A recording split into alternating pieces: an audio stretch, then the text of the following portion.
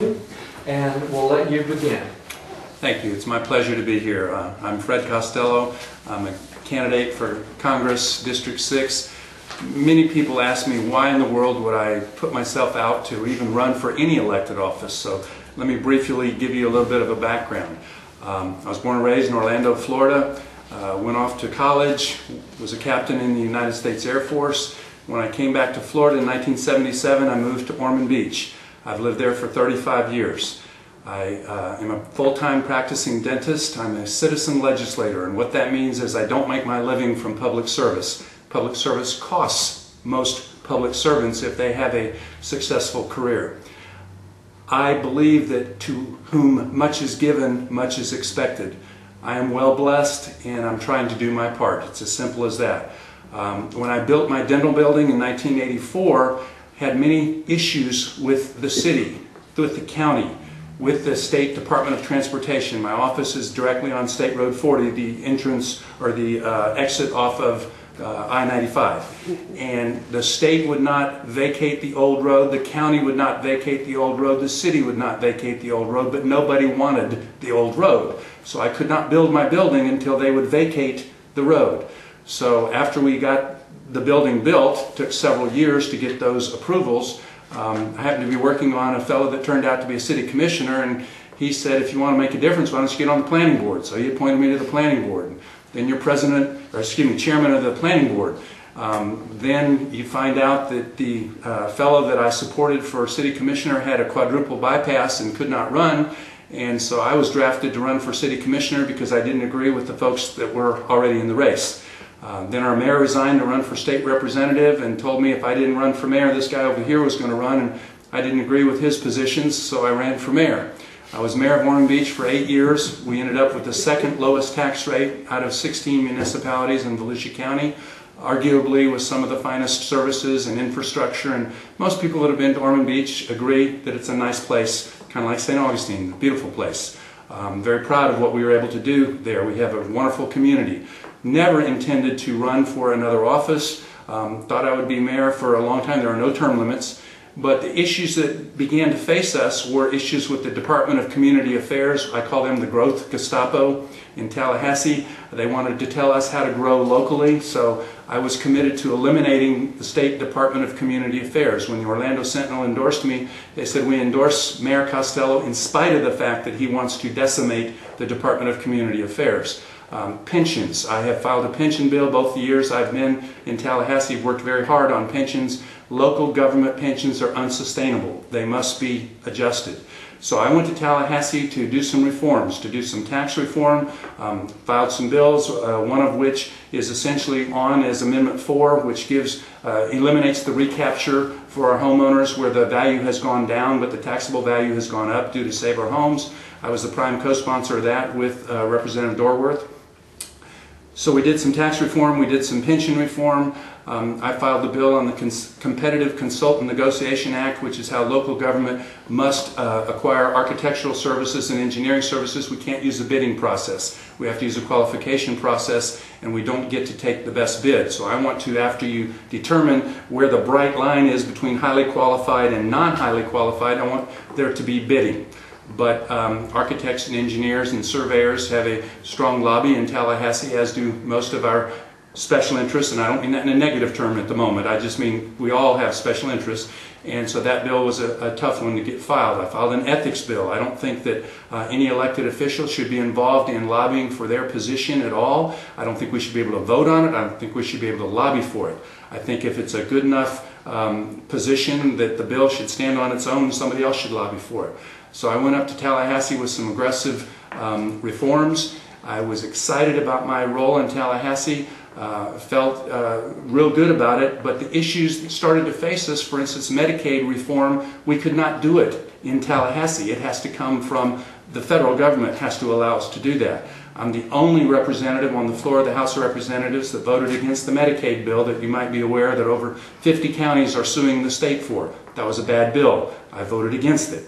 I was selected as one of 3 out of 120 Florida House of Representative members that is a defender of home rule by the Florida League of Cities. So as a freshman, I was one of 3 out of 120 to be so honored as being the defender of home rule. I believe the best government is the least government closest to the people. So again, the reason I want to go to Washington is to protect states' rights, just like I protected home rule when I was in Tallahassee. In addition to the Medicaid issues, I believe we need to get the federal government out of education. I'm for eliminating the Department of Education. I'm sure we'll get into some budget things soon, but that's one of the 6 departments, might as well mention them. Department of Education, Department of Energy, Department of Commerce, Department of Interior, Environmental Protection Agency, and Housing and Urban Development, that I believe is a good start for getting the federal government back down to the size that the federal government can be to accomplish the core missions of government. We've got to get away from the wants of the federal government. We don't have the money. We spend over $1 trillion a year more than we have, so we've got to get that back. So that's why I'm running for Congress. I'm 62 years old. I'm very blessed. I have a successful dental practice. I love what I do, but I believe that people need to step up to make a difference.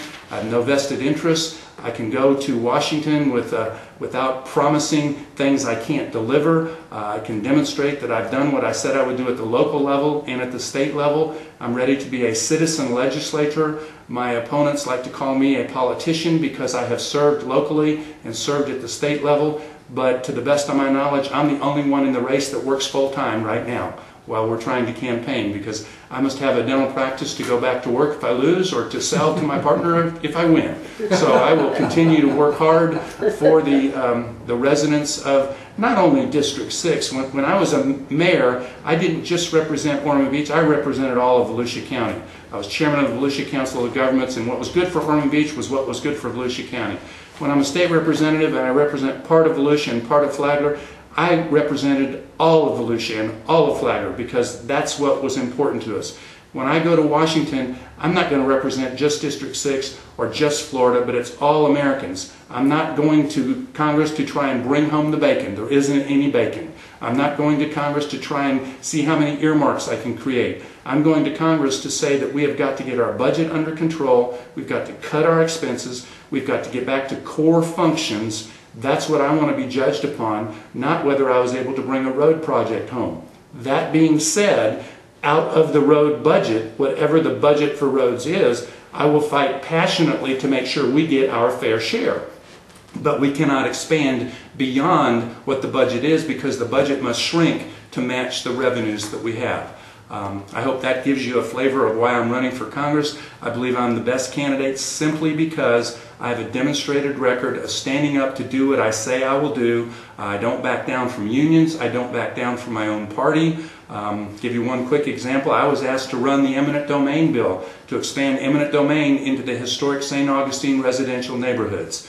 After I read the bill, I told the majority party, here's your bill back. I will not run this bill. I will vote against this bill. I will fight against this bill. That was not a popular thing to tell the majority leader. We were able to get that bill amended in the Senate so that it is not going to apply for 10 years and will never apply into the historic neighborhoods in St. Augustine. But that's who I am. I'm somebody that will fight for what I think's right. I will make mistakes, but they will be honest and open and transparent. And when something's wrong, it doesn't matter whether it comes from the other side of the aisle or my own party, I will stand up for it. Questions? Okay, you started with healthcare. Let's talk about healthcare. As you know, it's going to be in the news on Thursday. Amen. Thursday is the expected day. And no one knows exactly what's going to happen, but obviously something's going to happen. But Medicare and Medicaid are growing at a faster rate than the government is growing in spending. Amen. So what would you do to fix it? Well, first of all, Medicaid needs to be a block grant. Give it to the state, give the money to the states, and let the states reform it however they can do that. As far as Medicare, and I'm going to address Medicare and Social Security jointly, right now 67 will become the age that you get full benefits. It's not quite there yet. It's gravitating toward that.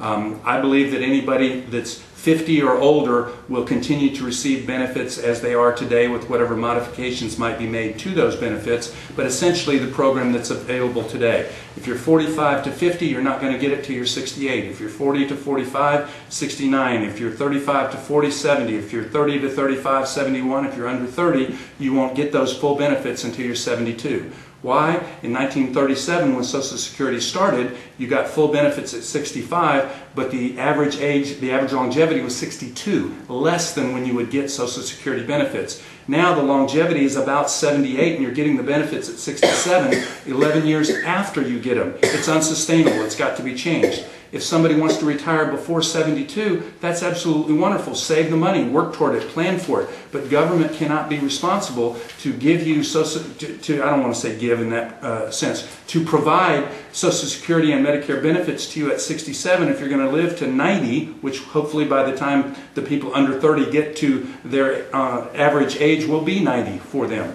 So we've got to make amendments to that or they won't have what is here now.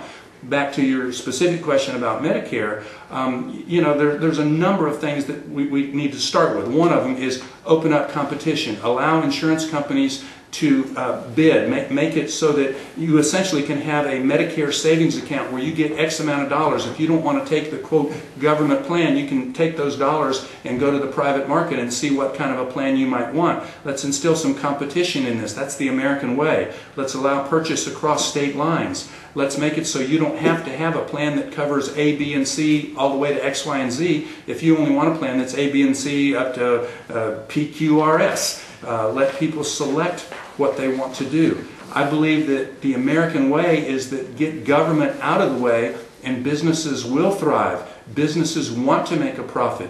The consumer wants to find the best deal. Let's do the same thing in healthcare. You know, our healthcare system is designed to achieve quality results. It was not designed to be competitive as far as cost. We've got to get some of those cost competitive features into it by instilling that competition.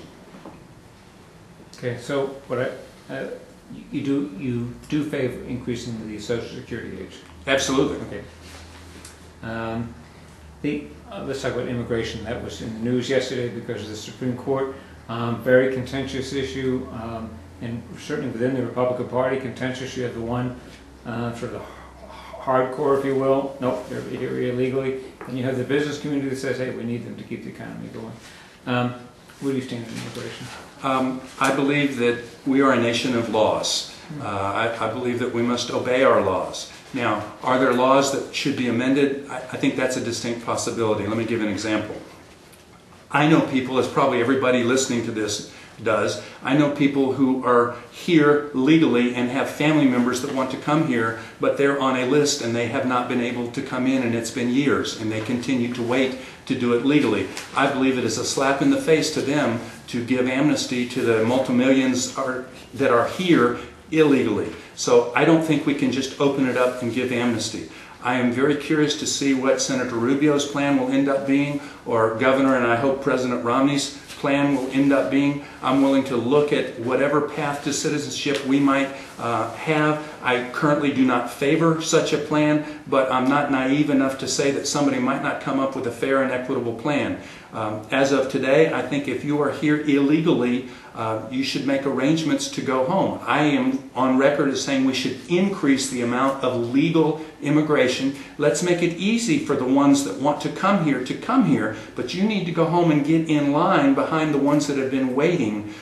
We've got to be fair and equitable. If we increase or add amnesty, which I do not favor in any sense of the word, but if we were to add amnesty, we're going to end up with more and more millions that want to come here illegally so that they can get their amnesty. So we have got to continue to be a nation of laws. We've got to do it humanely. I would like to see us give several years. Let's just arbitrarily say 3 years, and I'm not locked into that. Let's say 3 years, that if you don't deport yourself, you may never have a chance to become a citizen. You may have a chance to get a work visa or something that someone comes up with, but if you want to become a citizen of our country, get in line with the other people that are doing it legally. So I don't want to come across as a hardliner. I want to come across as somebody that wants to live by the law and protect the people that want to come here legally. Both Governor Jeb Bush and Senator Rubio have been telling Republicans, you know, to moderate their stance on immigration issue. It doesn't sound like you're there. I think I said, and maybe I didn't say it clearly, that I'm willing to look at the plans that different people come up with to see if there is a path to citizenship that is fair and equitable. But my concern, again, is for those people that are trying to work within the system legally, that have remained outside our borders because they were not yet authorized to come in.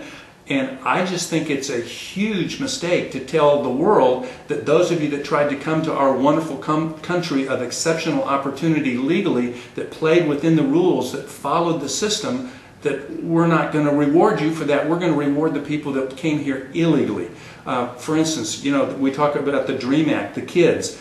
I love kids. I have 2 adopted children. I want to do what we can for children. I may be inclined to look at something there with the path to citizenship. I need to see the final plan, and I realize I'm walking a fine line. I am not wishy-washy. I will be as transparent as I can be. But my point is, if someone comes up with a reasonable plan for kids that had no input on what their parents did, I'm willing to look at that. But people that knowingly came here legally, I'm not ready to reward them as opposed to the people that are waiting outside. Okay.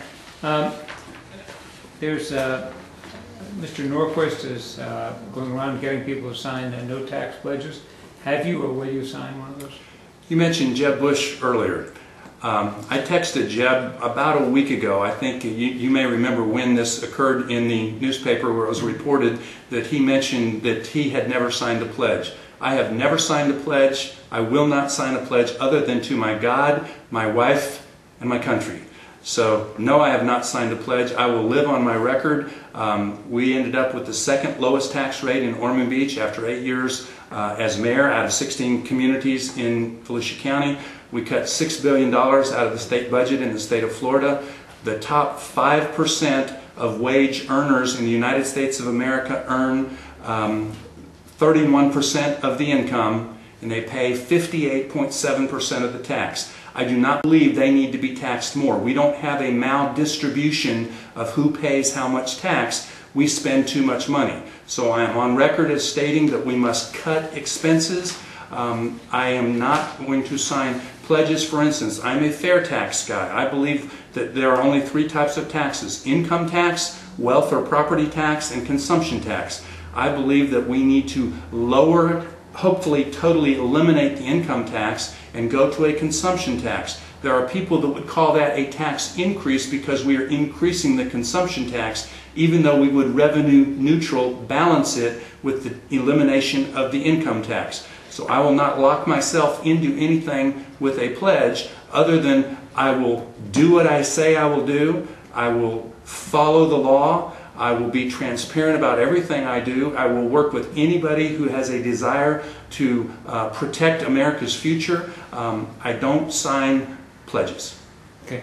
If you earn $25,000, you're married and you have a kid, you don't pay income taxes. But if you increase the consumption tax, you would pay that. Would that not be a tax increase on those people? Thank you for asking.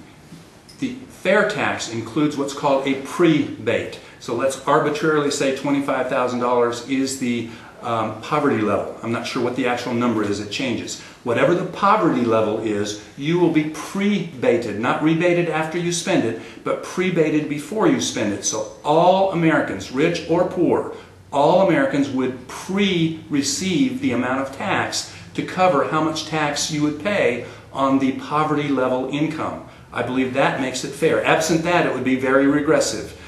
With that, it makes it so that if you choose to buy a used car, you would not have any tax to pay. You would only pay tax on new items. So there are a number of nuances in the fair tax that make it not the regressive tax that a lot of people think it is at first blush. I'm not saying there's no regressivity to it, but the reality is that if you tax income, then people have a disincentive to make extra income to save. They only have an incentive to make enough income to provide for what they want now. If you tax wealth, people have a disincentive to go out and create new businesses, to expand and build buildings and buy equipment, because you're going to tax through a tangible tax or whatever. You're going to tax wealth. So if we eliminate the tax on income, if we eliminate the tax on wealth and only have a tax on consumption, we will let people earn as much as they want to earn and do with it whatever they want to do as far as investments, which we hope will create jobs. But the consumption tax through the fair tax,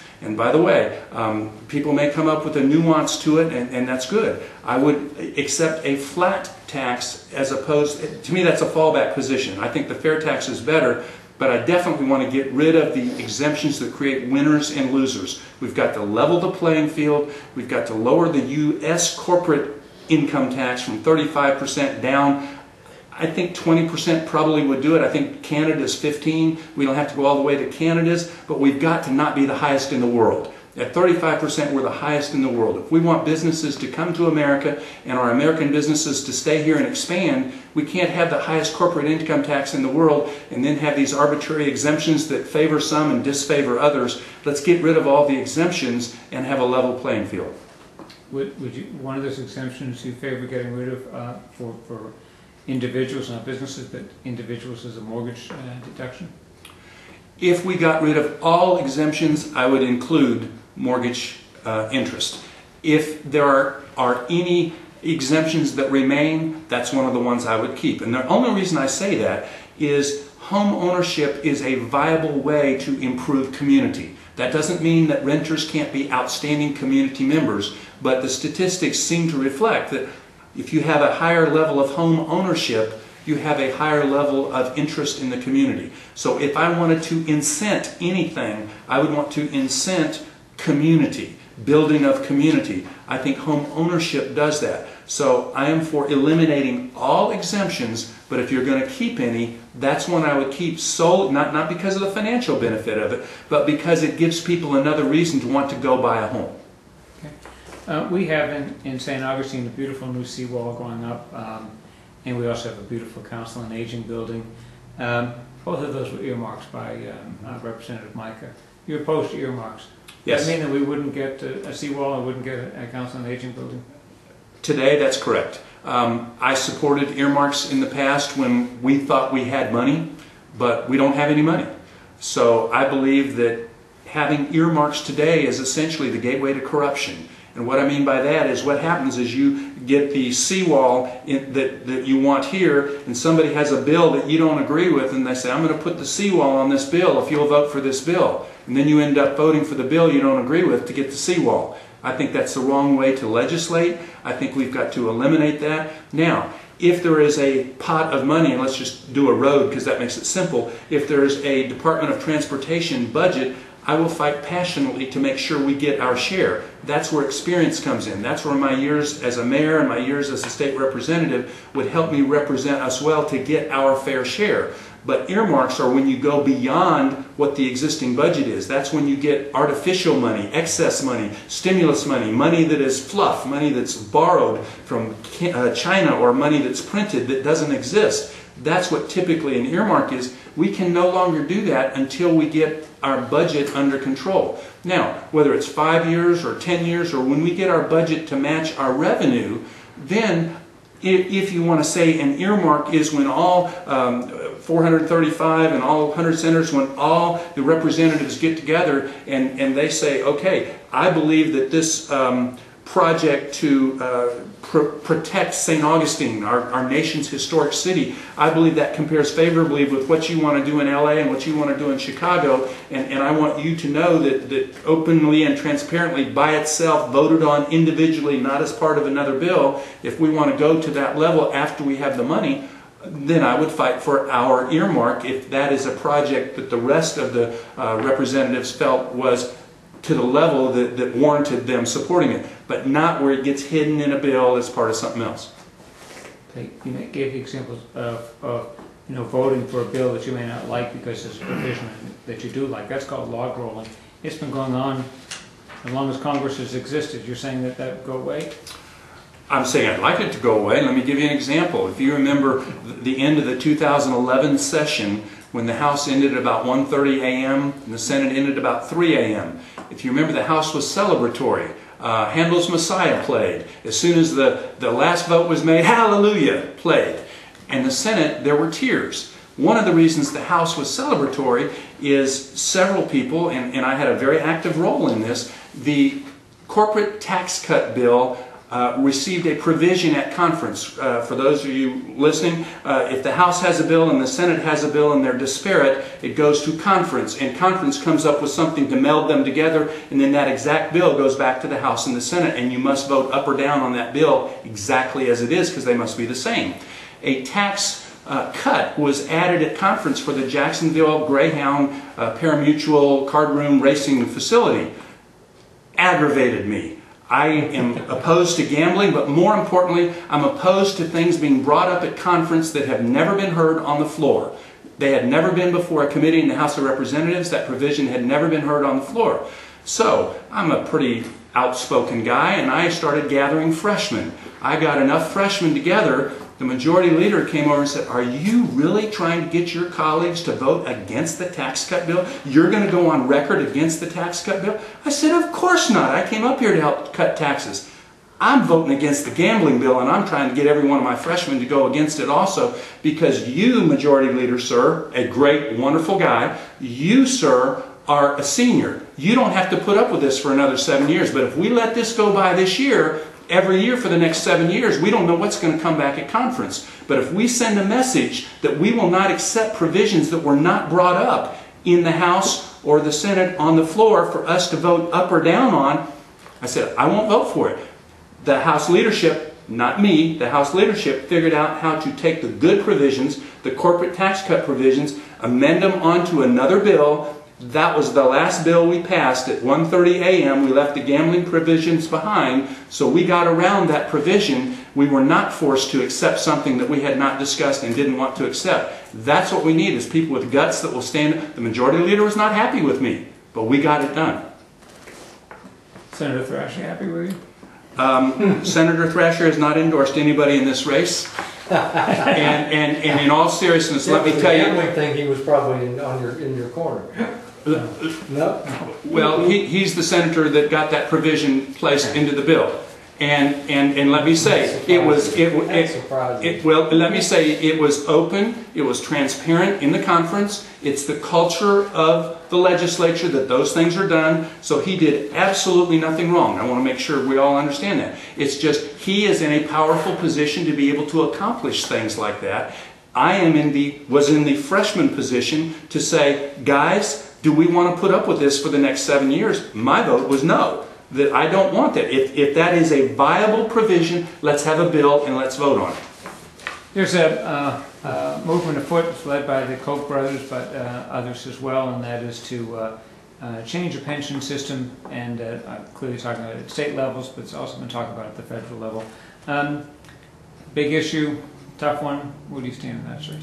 I wish that you had had an opportunity to read something that's in one of your competitors' papers. The Daytona Beach News Journal had a column Sunday that I wrote on pension reform. As I mentioned earlier, that's one of the reasons I went to Tallahassee. I filed the bill in 2011 that got the debate going. I filed a bill this year. It passed several committees in the House, but it got caught up in the leadership struggle, the election for president of the Senate, where a specific senator, not Senator Thrasher, by the way, he had nothing to do with this one, lest anybody wonder, a specific senator had the union support and therefore would not let this bill be heard in the Senate.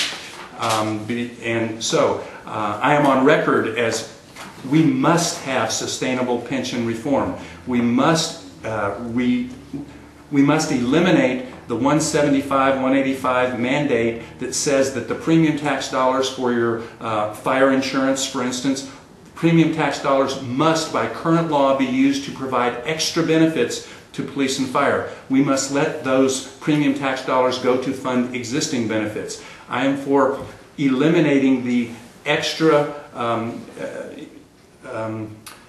trying to think how to say this simply for everybody. The multiplier is, if you've worked 20 years and the multiplier is 3, that's 60% of your last 5 years, for instance. That's called the multiplier. Teachers are at a 1.6 multiplier. Our police and fire in many places are at 3.34 is what they're in Ormond Beach. They walk the streets, the firefighters walked the streets against me when I voted down a 4.0 multiplier, which means after 30 years you would have 120% of your salary for life. It is unsustainable. It cannot continue. So my position is, has been, and will be that you should not include overtime, sick time, personal time, private duty time in the calculation of pensions. You should not be able to spike the pension because you call in sick and then you cover for them.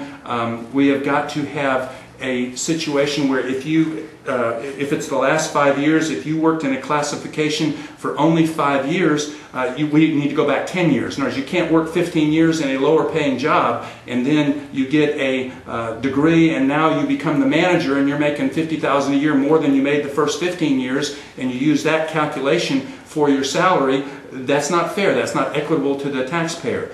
I am on record as saying there should be no pensions for elected officials, period. If it's appropriate, add whatever you would have paid to the pension and pay it to them in cash. Let them make a 401k, whatever they want to do with it. I'm not trying to be unfair, because it takes a lot of time and it is a lot of work to be a public servant. But we do not become public servants to get a pension. Those that do that to get a pension, we need to change that. And I've seen that abused time and again. You're working as a state representative at about 28 or 9,000, whatever it is. And then after your 8 years, you're turned out, you go home and you become property appraiser, making $150,000 a year. And again, like I was saying, use those 8 years to qualify you for the pension, and then the last few years at a high amount locally. So there's nobody in the state of Florida, this is a powerful statement, and I have to think, and I will say that, there's nobody in the state of Florida that's worked harder on pension reform than I have the last couple of years. That's one of the main reasons I went to Tallahassee. I believe that's probably one of the main reasons the Florida League of Cities awarded me with the Defender of Home Rule, because I believe it should be up to the locals to decide, as we need to get Tallahassee out of local pensions by eliminating the mandate. Okay, I hear that, but you're running for the federal office. Are you proposing eliminating or reducing federal pensions? I am proposing changing the future of almost all pensions. I want to eliminate elected official pension at the federal level. I don't think Congress or any elected official anywhere should get a pension. That's something that our constituents are upset about all the time. There's all these rumors going around that you work 1 year in Congress, you have a pension for life, which is not true, but a lot of people think it is. But there shouldn't be any pension at all. I believe that we should go away from the defined benefit pension. Private enterprise has gone away from that. I support keeping the defined benefit pension for our public safety heroes, our firefighters, our police. Why? Because after we train them, we want them to stay. So I would take them to the same 1.6, and I do it at the federal level too, take them to the same 1.6 multiplier and add 401k defined contributions on top of that for our special class high hazard, whether it's federal, state, or local, doesn't matter to me. My point is, the hybrid plan gives you the best of both worlds. The government is only on the hook for the 1.6 multiplier, and then the recipient, meaning the employee, if the market does well, they win. If the market does not do well, they lose. But it's not up to government to guarantee a pension for life of the 3.34 or whatever multiplier. I'm going to ask this question and then shut up. The atmosphere in Congress, one could say, is highly polarized, somewhat, and some critics would say it's poisonous. Where do you see yourself fitting in? Would you be a hardliner, as many of the present freshman class perceive to be? Would you be somebody who works across the aisles? Would you be, where would you fit in that equation? I believe that you don't compromise principles, you don't compromise values, but you compromise methods. I would believe and would encourage anybody to ask Ormond Beach residents how they felt about the 8 years that I was mayor. I was open, receptive, responsive, worked very hard to make sure that all residents of Ormond Beach felt that it was their city, that it was their community, that I was their mayor. Didn't matter whether they agreed with me, didn't matter whether I agreed with them. In the House of Representatives, I would encourage anybody to ask my Democratic colleagues how they felt I treated them, how I responded to them, how I listened to their viewpoint. Again, I am pro-life. I have 2 adopted children. I will listen to you as long as you want, but you're not going to convince me that pro-life is wrong. But I will listen to you. When Planned Parenthood came to my office, they sat down and I said, listen, I'll stay here as long as you want, but I encourage you to talk about something other than pro-life or pro-choice. I have 2 adopted children, one of whom was to be aborted. We adopted her, and you're not going to change my position on pro-life. What else would you like to talk about? And so my point is, I won't compromise values, I won't compromise principles. One of the reasons that I have not signed the pledge, I believe if you sign a pledge, the other side has absolutely no reason to talk to you. I have not signed a pledge, which means they have every reason to talk to me, which means they will be receptive to listening to me because they know that I have an open mind and I'm willing to listen. I believe that it is inexcusable for any of us to go to Congress to be locked into a position where if we become convinced that something else might benefit our country, that we can't even listen to it. So I appreciate the question. I am committed to working with, there's only 435 members of the House of Representatives out of the millions in the United States of America. They deserve to have me going there willing to listen to whatever they have to say. I did want to say about the Social Security Medicare. People keep saying that they don't want to put in a means test. And I don't understand why. I mean, why would you want to give Social Security payments to a couple who's got a yacht and a big home and several million in the bank? Why is that so obnoxious to people? I understand, and that's one of the things, for instance, that I'm willing to listen to. I'm not ready to accept it yet, but we also talk about that there are a number of things that people are starting to talk about means testing. In the Bright Futures, which is a state level, I want all of our kids to get an outstanding education. I want to do whatever we can do to facilitate that. I want all of our residents to have outstanding health care. I want to do what we can to facilitate that within our existing revenues. We don't have the money to expand the revenue. So would I look at that? Absolutely. In the Obamacare plan, that I hope will be ruled unconstitutional Thursday, if I'm not mistaken, it goes from, I can't remember whether it's 2.9 to 3.8%. What a income earner over $200,000, a family over $250,000 would pay for the Medicare aspect from the payroll tax. So it goes up about 30%. That's one of the provisions in the Obamacare plan. So that doesn't exactly means test as you're saying, but it gets there from the opposite end. It requires more of an upfront payment from the people of a higher income. I do not support that. As I said, I believe we already have a situation where the top 5% are paying 58.7% of the taxes, but I'm certainly willing to look at things like the means testing of Medicare. I know a number of people that have good means or have a lot of means, and they feel like they paid for their Medicare and they feel like they should get it back.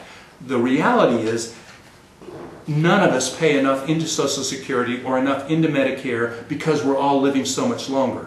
So I think once they understand that we have got to do something to make it sustainable for everybody, most people I know are willing to pay their fair share. They just need to be convinced what their fair share is. So I'm willing to listen to those ideas. I'm not willing to go on record yet to say I support that. The other thing was the flat tax example you used about the new car would pay taxes and the used car wouldn't. That's the fair tax, right? Okay, fair tax. After that, there would be no new cars being sold because some dealer would go, if I just drive this around the block a few times, it's a used car. Here we go, it's $1,500 less. And there are a number of games. People will work their way around any taxes. That is conservation. There are a number of games that people could play, and so what it would be is a car that has never been registered before. And there's someone. It's just like if you bring a car in from Georgia into Florida. Sooner or later, Florida's going to get the tax on that car because when it's registered, and if you don't register it in Florida, sooner or later your insurance company is not going to provide insurance for it. There are a number of nuances that would have to be worked out. I'm just trying to say in response to the question I was asked about the fair tax, the reason I support the fair tax is I believe the fairest, most equitable way for people to decide how much tax they want to pay, because that's what the fair tax does. It lets you choose how much tax you want to pay by how much you consume. I think it's better to do that than to say to people that if you make this much income, you're going to pay this, and if you want to make more, then we're going to charge you more, and we're going to charge you more, and we're going to charge you more. So I think it's better to let people volunteer to say, I want to buy a new car, and I'll pay this. And again, remember, 16% would be decreased off the top because you wouldn't have the Social Security tax involved in the employment tax of it. But fair tax is a very interesting concept. Is it perfect? I don't think it's perfect yet, but I think it keeps getting better. Well, in the United States, there is a lot of people who believe that beating taxes is a way of life, and they will do their best to come up with schemes to get around it. That's what I found is the major complaint against the fair tax or the flat tax. But other than that, I'm okay. I haven't touched on any questions.